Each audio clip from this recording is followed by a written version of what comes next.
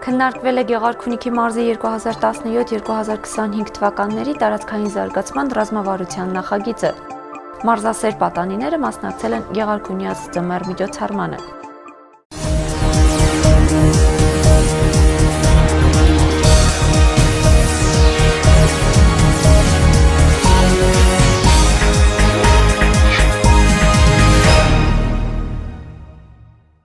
Գեղամաուր լրատվականն է եթերում, այսօր 18 փետրվարի օրը շաբաթ, բարի երեկո։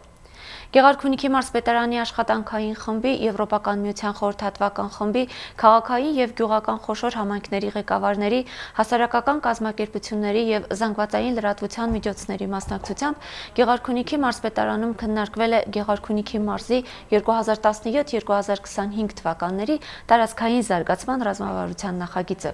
Գեղարքունիքի մարզպետարանի աշխատակազմի զարգացման ծրագրերի և վերլուծության բաժնի վարիչ, աշխատանքային խմբի ղեկավար Վարդուհի Մնացականյանը ներկայացրել է մարզի սոցիալ-տնտեսական ընդհանուր իրավիճակի վերլուծությունը, զարգացման հեռանկարները և գերակա ուղղությունները, մարզի տնտեսական առանձնահատկությունների ուժեղ և խոցելի կողմերը։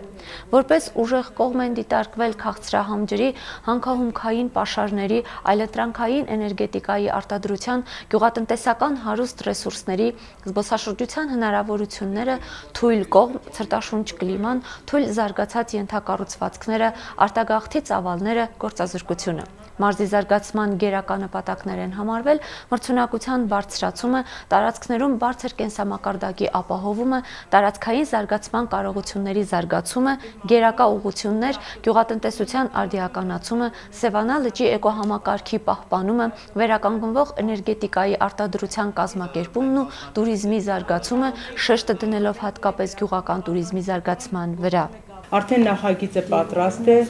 ներկայացվել է տարածքային կառավարման նախարարություն, ինչպես պարոն Խողաթյանը ասեց, համապատասխան գործադիր մարմիններ, սպասում ենք բոլորի կարծիքներին, ներկայացվել է նաև վարչապետին։ Հիմա մեր եվրոպացի փորձագետների առաջարկով, պահանջով եւ համաձայն մեթոդաբանության պետք է նաև մենք ներկայացնենք Գեղարքունիքի մարզի բոլոր շահագրգիռ կազմակերպություններին, համայնքների ղեկավարներին, հասարակական կազմակերպություններին, որպեսզի մենք ստանանք նրանց կարծիքները, եթե տվյալ կարծիքը համապատասխանում է մեր մեթոդաբանության, անպայման դա ներենք առնում մեր ռազմավարության մեջ։ Այժմ ձեր ուշադրությանն ենք ներկայացնում համացանցային ուշագրավ մեկնորություն։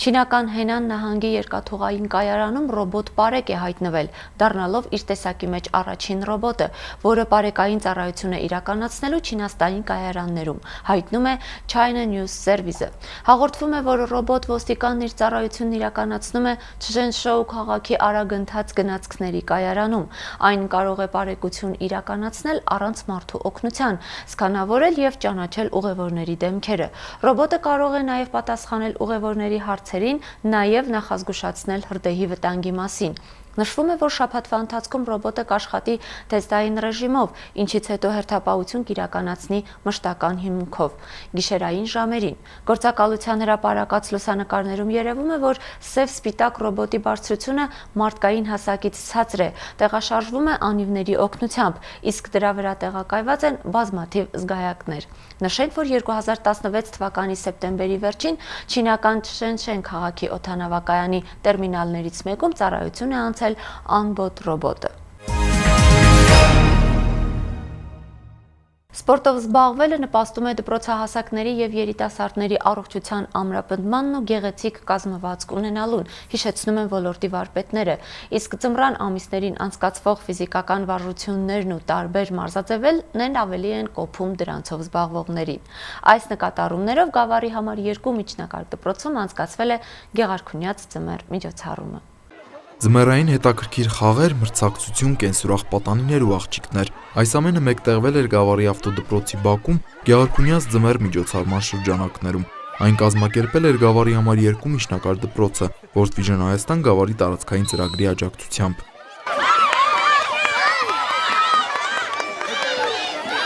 Միջոցառմանը մասնակցում էին Գավառի համար 2 միջնակարգ դպրոցի 5-րդից բարձր դասարանների աշակերտները եւ ավտոդպրոցում սովորող երիտասարդները։ Գեղարքունյաց ձմեռն անցկացնում էր ֆիզկուլտուրայի ուսուցիչ Ստյոպա Սարգսյանը, ով նաեւ մշակել էր համապատասխան խաղաձևերի ընթացակարգ։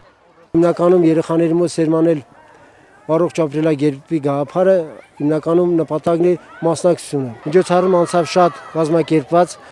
Մրցողների համար նախատեսված ծրագրում ներառված էին կշռաքարերի բարձրացում, ձգում պտտաձողի վրա, վոլեյբոլ, լողափնյա վոլեյբոլի կանոններով, իսկ սահնակներով միմյանց տեղափոխում, սահնակների փոխանցումաված կարգետների հաղթահարումով, պարանի ձգում խաղաձևերն էլ ավելի ոգևորեցին մասնակից թիմերին։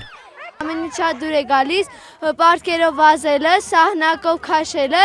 եւ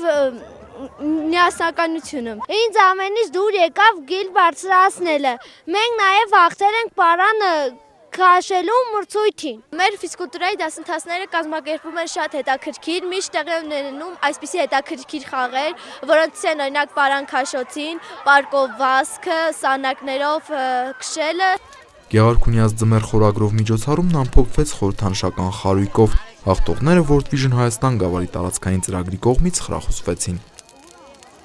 Տիգրան Վակիմյան, Վարդգես Խաչատրյան, Գեղամաօր։